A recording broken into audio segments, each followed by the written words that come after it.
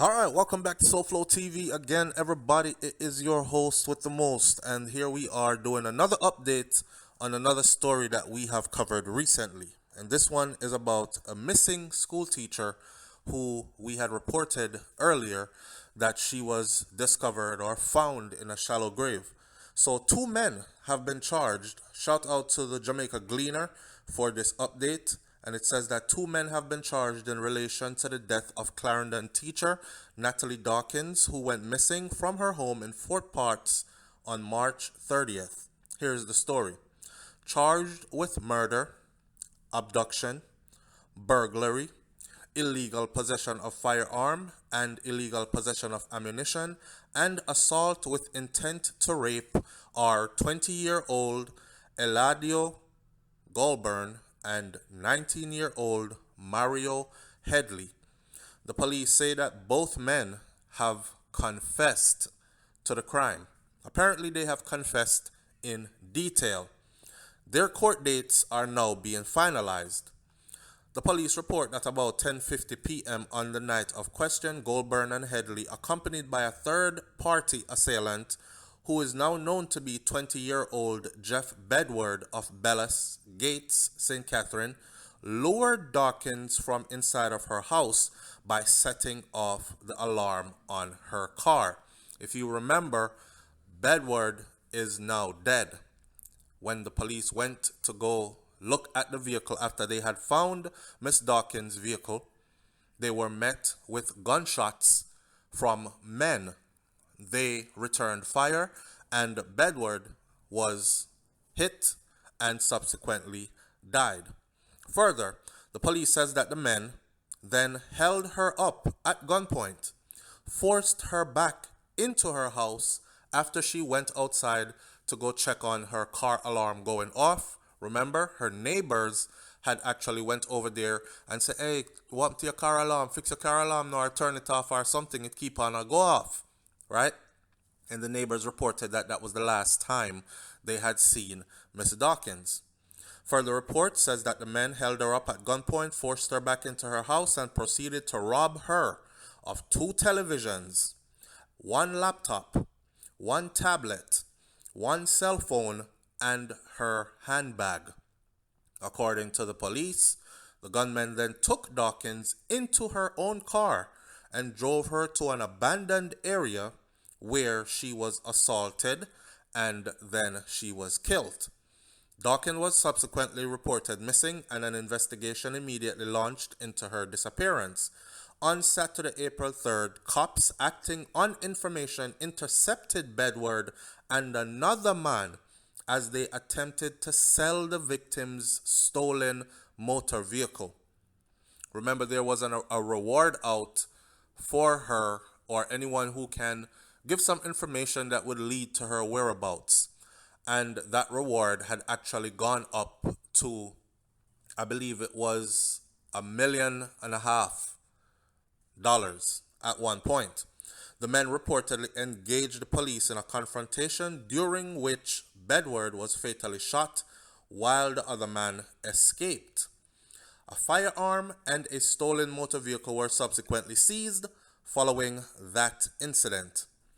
You know, a lot of the times when police shoot down some of them boy and people say, "Yeah man, firearm, the man never have no gun. Police take the gun, throw it upon him."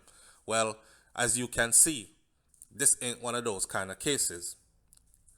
The firearm was recovered at the scene, and it's the firearm that he was using to shoot at police. And as crazy as this may seem or sound, it was actually a reality. Natalie Dawkins' Toyota Wish motor car was being towed from the location in Belfield Street, St. Catherine, where it was recovered on that Saturday. Police say that they also recovered one of the stolen televisions at Bedward's house. Bedward is now dead. On Thursday, April 8th, Dawkins' remains were found in bushes in Clarendon. And to this day, Bedward's mom has said that she hadn't seen her son in over 2 years. But I beg to differ, because him in the same community there, which part gonna come from, he frequents the area. So how could you have not seen your son in 2 years, even though he is in the community? You maybe saw him and didn't want to talk to him because you know the kind of life he was living, and you know that something did wrong with him. But to say you have not even seen him in over 2 years, when residents from that same community are saying, yeah man, him there around you all the time. Him terrorize people. People around here afraid of him, you know. Police say additional intelligence led to the arrest of Headley and Goldburn, who reportedly confessed to the crime in the presence of Justice of the Peace on Friday, April 9th and Saturday, April 10th, respectively. According to police, Dawkins' ATM card was also found in Goldburn's possession. I have been told that about $60,000 was used from the ATM card, and I have been told that she was also raped and killed.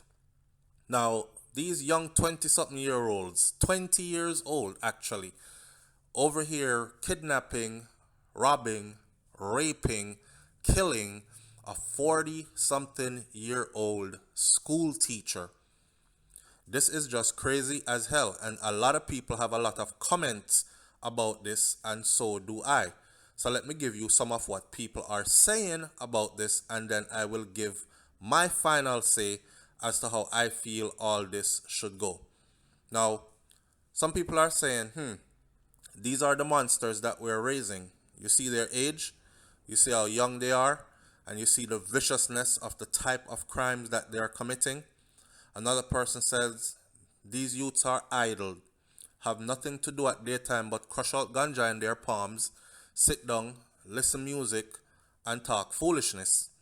And they have a whole lot of time to plan stupid things like these and actually carry them out, believing that they're never going to be caught. Thank God, justice is being served. All right. In my opinion, I firmly believe that in cases like these, the death penalty should definitely be in effect. I truly believe that if Jamaica brings back the death penalty, then it won't stop some people, because some people are suicidal and have made up their minds to die. However, it will stop a whole lot of them, because it seems like they're brave and strong when they're committing these kinds of crimes, right? But have you ever seen them after they have been held by law enforcement? The whole of them beg and bawl and carry on. So they want to kill, but they don't want to go to prison. I am sure they want to kill, but they don't want to die. Now, when the message gets across to whoever is thinking like this, that if you do these kinds of crimes, you will pay with your own life because we are going to pop your neck, I am absolutely sure that many of them will rethink their course of actions. For the young youth them out there, listen man, it better you go on a KFC, go fry some chicken, seeing, and pack people food. It better you go on a Burger King, go look at work, and flip 2 burgers. The money might not be a lot, but it is gainful employment, it is an honest living. You are not living this kind of life where you are raping, kidnapping, and getting yourself involved in things that are going to lead to long time in prison or an early grave.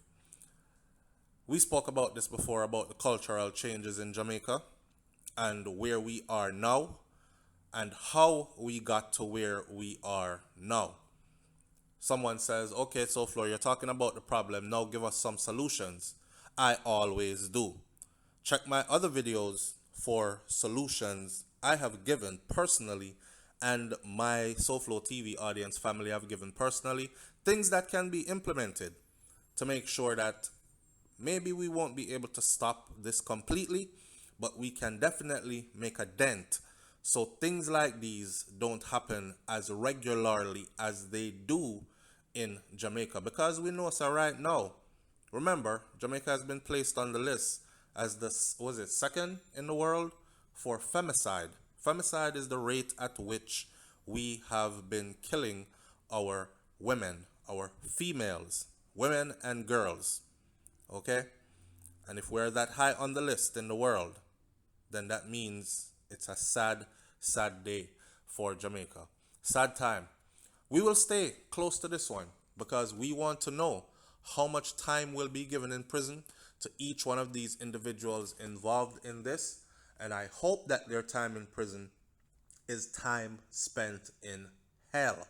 And when I say hell, I mean I don't want them go to prison, go to party, and eat mommy favorite food because mommy a cook food can come give them and all these things. I want them to go to prison and I want them to experience the worst that prison has to offer. I want it to be torture. I want it to be in a way where, God forgive me for saying this, but it should be so bad in there for them. They should be thinking about suicide every single day that they are in there if they don't commit the suicide.